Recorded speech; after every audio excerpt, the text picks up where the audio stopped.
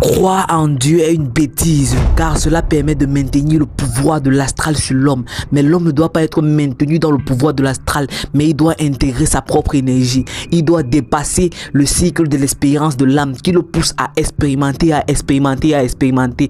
Il doit entrer dans sa propre énergie, il doit connaître, il doit dépasser les illusions de la mémoire. Il doit briser, décharger cette mémoire qui influe sur lui et qui ne le permet pas d'avoir de l'intelligence. Il doit sortir du cycle de la morale. Il ne doit plus être prisonnier de la morale, il ne doit plus être dans l'ordre de la création, mais il doit être dans sa propre énergie.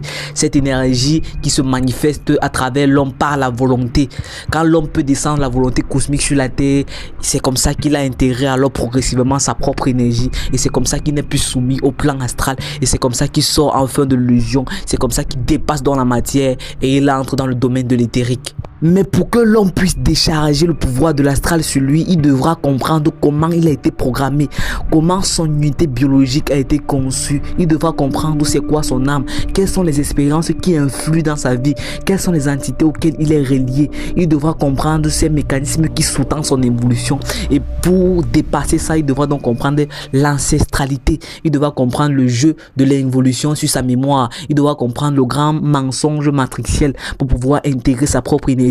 Il devra comprendre l'illusion dans laquelle il est immergé.